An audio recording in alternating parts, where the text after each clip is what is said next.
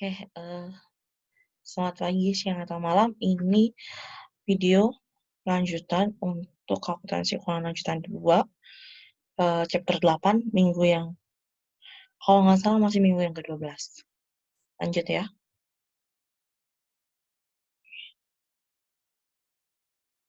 Oke, saya lanjut dari yang sini, penjualan dari kepemilikan. Oke, ini itu halaman 253. Nah, jadi gini, majuin ya, set. Nah, jadi gini, kalau misalnya ada, eee, perusahaan gitu ya, si apa namanya, induk, itu kan punya saham di anak gitu kan.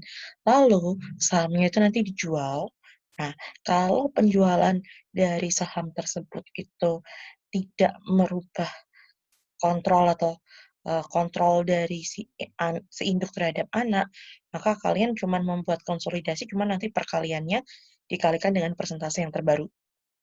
Tapi, kalau misalnya penjualan saham itu dari induk, ke anak dan menyebabkan terjadinya perubahan atas kontrol induk terhadap anak, maka itu kita harus menjurnal dan mencatat gain or loss-nya.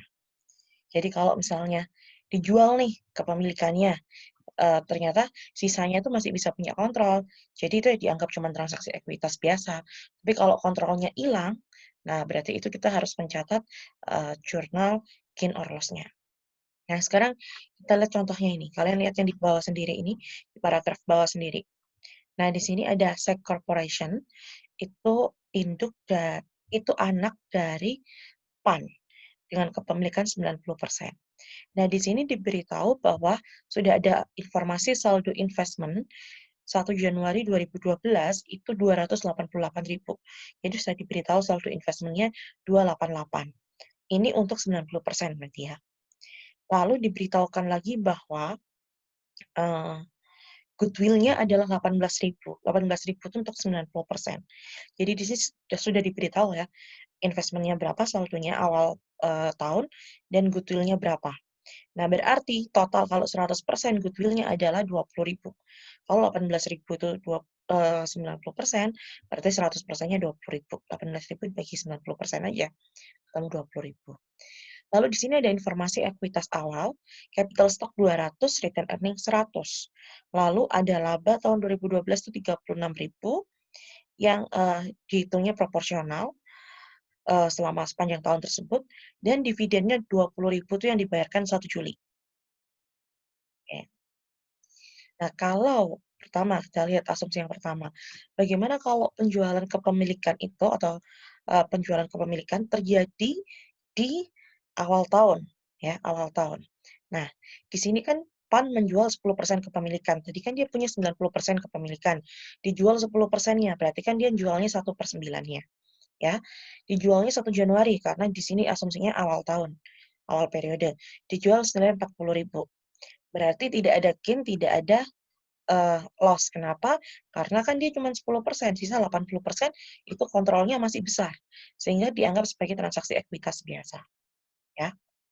Nah, hanya nanti akan berubah. Jadi sejak 1 Januari, persentasenya jadi 80% untuk mayoritas, 20% untuk minoritas atau non-controlling interest. Jurnalnya untuk pembelian jurnalnya untuk penjualan itu ini. Tadi kan dijual 40.000, kasnya bertambah 40.000, kreditnya investment insight-nya 32.000. Nah, 32.000 itu dari mana? Nah, balik ke, ke halaman sebelumnya. Di sini kan 288 nih kan, 288.000 itu untuk 90%, betul nggak sih? Sebentar, 288 itu untuk 90%, jadi kalau 100%-nya berapa? Tinggal dibagi aja dengan, apa namanya, 90% ketemunya 320, ya, 320.000 jadi totalnya. Artinya 288 ini untuk 90%. Jadi kalau 100% berapa? 320.000. Nah, karena dia dijual cuma 10% doang, berarti kan 32.000 di sini. Paham ya? Di sini 32.000, lalu selisihnya masuk additional paid in capital. Oke. Kalian kalau mau melihat, angkanya dari mana, dengarkan aja suara saya ya, karena saya jelaskan, pakai lisan. Lalu di sini tuh menghitung saldo investment dari 1 Januari sampai 31 Desember. Investment awal, saldo awal 288 dari soal tadi, ya kan? Oh wait, wait, oke. Lalu dikurangi dengan, kepemilikan yang dijual 32.000 dari sini, ya jadi 256. Lalu ditambahkan dengan hasil dari laba dikurangi dividen, income. Labanya ini 28.800 dapatnya dari mana? 36.000 kalian lihat sini, halaman 255 ini exhibit 83, labanya ini anak 36.000 ya, dikalikan ini ada angkanya di sini, dikalikan 80%. Kenapa 80%? Karena kan tadi 1 Januari dijual 10%, berarti kan sisanya cuma 80% kepemilikannya, maka dikalikan 80% ketemu 28.800. Jangan sampai salah ya, bukan 10%-nya dari 288, bukan. Lalu kurangi dengan 16.000. 16.000 itu dari mana? Dividennya. Dividennya itu kan di sini 20.000. Tadi di soal juga diberitahu ya 1 Juli kan. 20.000 kalikan 80%. Ketemu 12.800 tinggal ditambah investment akhir jadi 268.800. Masuknya di mana? Masuknya di sini. Saya. Oke. Lalu saya langsung masuk ke jurnal ABC. Jurnal A. Income from SAK 28.800 itu ini ya. Caranya ini ya. Tadi sudah saya bahas ya. Dividennya 16.000 sudah saya bahas sebelumnya. Investment insight-nya tinggal kalian kurangi aja ya. Lalu yang B, capital stock-nya 200, return earning 100 tadi dari soal sudah diberitahu yang di awal atau kalian bisa lihat di exhibit. 200 capital stock dan 100 return earning. Jangan pakai return earning akhir, pakai return earning awal. Goodwill 20.000 diberitahu di soal. Tadi kan di sini goodwill-nya kan 18.000 itu untuk 90%, jadi kalau 100% 20.000. Kreditnya investment insight 256. Dari mana? Ini. Nah, kalian pakai yang 1 Januari ya. Investmentnya 1 Januari. Jangan lupa dikurangi dulu dengan 32. Karena 1 Januari tadi ada kepemilikan yang dijual. Jadi jangan pakai 288. Non-controlling interest tinggal kalian kurangi aja. Atau ini 320.000 ini kalikan 20%. 320 itu jadi ini ya, 288 dibagi 90%. Saya tuh. Sama aja. Ini kan jadi satu kesatuan. Saya yakin kalian sudah familiar dengan jurnal ini, cuman tinggal ketambahan goodwill aja. Karena ada informasi di soal, ada goodwill. Yang C. Yang C ini sebenarnya kan sama dengan yang A ya, cuman angkanya aja yang beda. Tapi jurnal akunnya beda emang, tapi angkanya, penghitungannya aja yang beda. Kalau ini mayoritas, ini minoritasnya. Non-controlling interest share 7.200 itu dapat dari mana? Nah ini kan 36.000 laba bersih dikalikan 20%-nya. Kalau ini kan dikalikan 80%, ini dikalikan 20% minoritasnya. Dividen juga sama, 16.000 tadi kan dari 20.000 kalikan 80%. Kalau yang C kalikan 20%. 20% dari 20.000 4.000. Nanti non controlling interest tinggal dikurangi aja. Saya lanjut. Tinggal kalian masukkan di sini. Angka-angka yang lain diberikan di soalnya, kecuali yang kita hitung tadi. Nah, sekarang bagaimana, ini dengan soal yang sama, bagaimana kalau penjualan kepemilikan itu dilakukan tidak di awal tahun, tapi dalam tahun yang berjalan. Di sini 1 April 2012, yang lainnya sama, dijualnya juga sama 40.000. Nah, oke lanjut. Nah, kalian hitung ini, nah, efek dari, apa namanya, ekuitas pemegang saham, apa yang terjadi.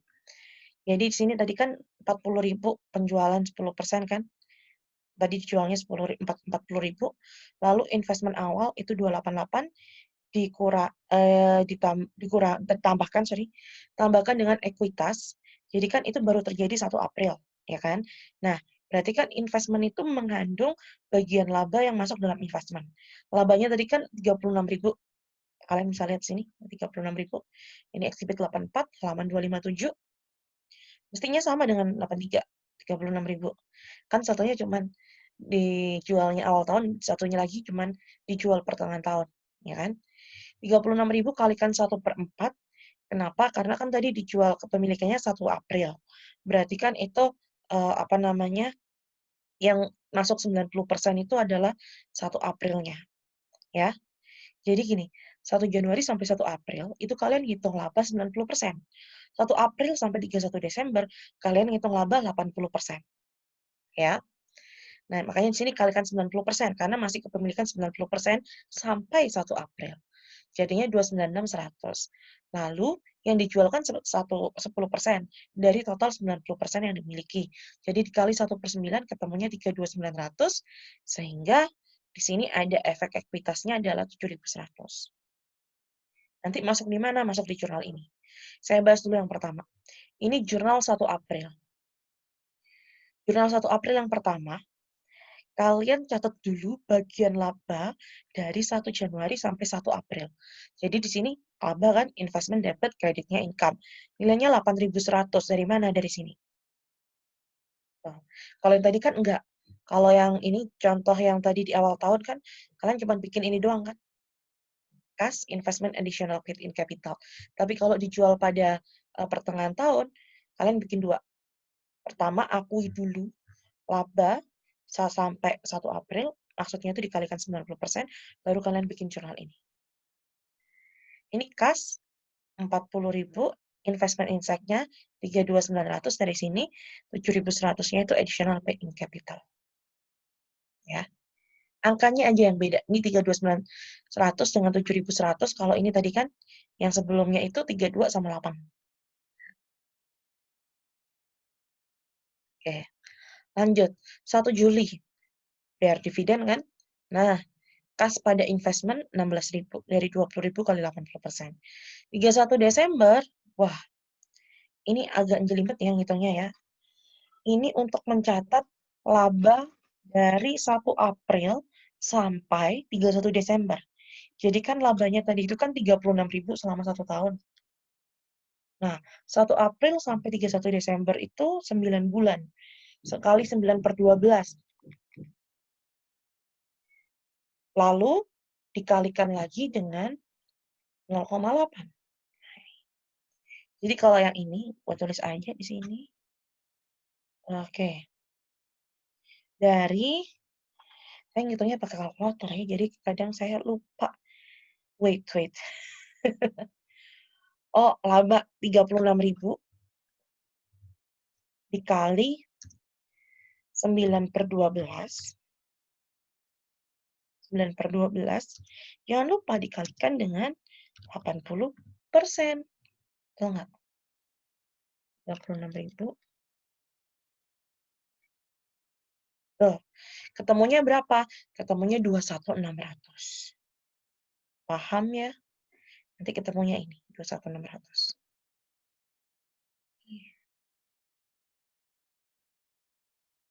Saya, tuh. Oke, lanjut. Terus ini, ngitung saldo akhir investment.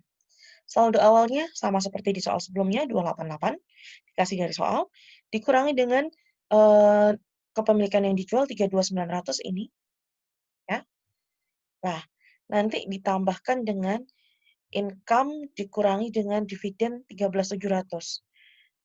Sebentar ya, saya tadi sih menemukan tapi kok ini rada jelimet, bentar. Oke, saya tuliskan ya. 13.700 itu didapatnya dari yang pertama adalah saya harus ngitung pakai apa ini biar terlihat. Oke, yang pertama adalah kalian hitung laba. Jadi ini tuh laba 1 Januari sampai 1 April ya. Itu adalah 36.000 kali 3/12 lalu dikali karena ini masih 90%. Ketemunya adalah 8.100. Saya di sini aja ya. Oke. Nah, lalu lanjut laba 1 April sampai 31 Desember itu dapatnya 36.000 dikali 9 per 12. Nah, kalau udah ini kan sudah 80% nih. 80%. Ketemunya 21.600. 21.600. Ya kan? Nah, ini nanti kalau ditambah 8.000 laba 1 tahun,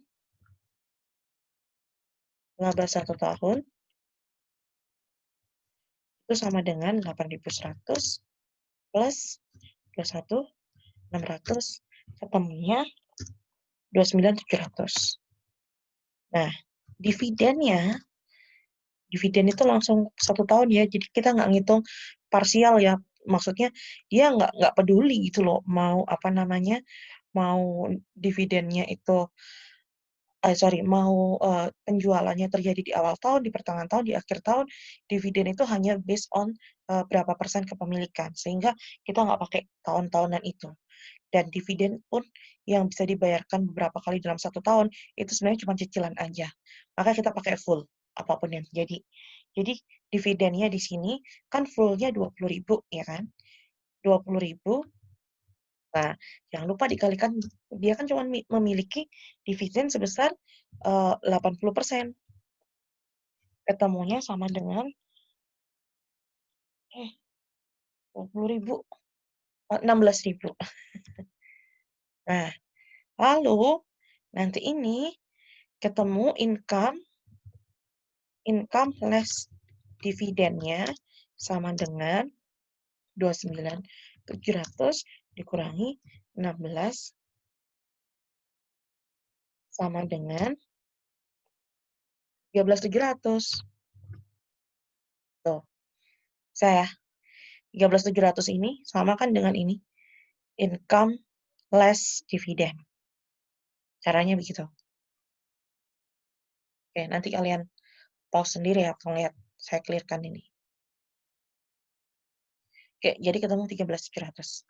Akhirnya saldo akhirnya 268.800.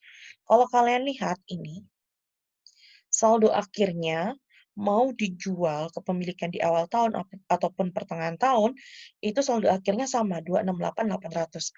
Bandingkan dengan yang contoh soal sebelumnya. Nah, ini kan 268.800. Cuman di sini pengurangnya aja beda.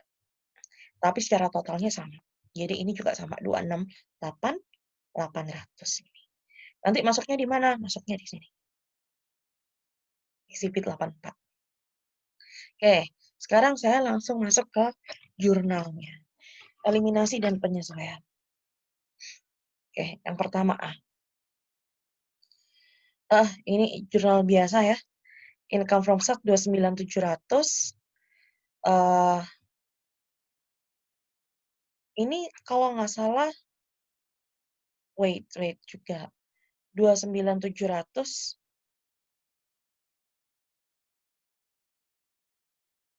Bentar. Lanjut. Jadi, saya langsung masuk sini tadi ya. 29.700 ini didapat dari ini.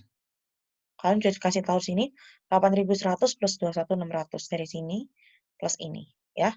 Masukkan situ. Wait. Dividen 16.000, 20.000 kalikan 80%, ini nanti cari selisihnya. Yang B, nah, ini hampir sama dengan yang sebelumnya, tapi non-controlling interest-nya dihitung 2 kali. Jadi, yang sebelum terjadi penjualan dan sesudah yang terjadi. Investment insight-nya jadi 255.100 dari sini. Nih, nah ini kan 255.100. Lalu non-controlling interest dari 1 Januari 32.000 itu dari tadi yang 320.000 itu 288 bagi 90% kan. ketemu 320, 10%-nya adalah 32.000, lalu, yang non-controlling interest 1 April wait, lanjut, yang 32.900 itu dapat dari ini. Nah, ini dia, 32.900 ya, saya. Nah, lalu yang C, non-controlling interest share, 6.300, ini dapat dari ini, kalian bisa lihat sini bawahnya. Nah ini, 36.000 kali 10% dikalikan 1/4, ditambah 36.000 dikali 20% dikali 3/4. Ini ketemu 6.300. Dividennya 20.000 kalikan 20%, nanti sisanya adalah non-controlling interest. Udah, selesai. Nah, kalau misalnya ini, yang contoh yang ini, tadi kan saya bilang kalau misalnya ada penjualan kepemilikan dan mengakibatkan perubahan kontrol, nah itu artinya kita harus ngitung gain or loss-nya, ya kan? Kita tidak lagi membuat konsolidasi kalau itu terjadi, karena kontrol sudah nggak ada, ya toh? Nah, di sini contohnya, ini contoh yang beda ya. PET itu menjual kepemilikan 90% semuanya, yang ada di SOT senilai 550.000 tunai. Lalu nilai bukunya adalah 530. Jadi dia ada untung 20.000. Paham ya? Jadi nilai buku dia itu cuma seharga 530, dijual 550. 20.000-nya ada gain. Jadi jurnalnya cuma ini doang. Saya. Nah, lanjutnya ini kalau nggak salah nanti, yang mulai perubahan kepemilikan saham itu dari transaksi saham subsidiary, itu akan dijelaskan untuk minggu yang ke-13 kalau nggak salah. Oke, saya akhiri sampai sini. Kita ketemu lagi minggu depan.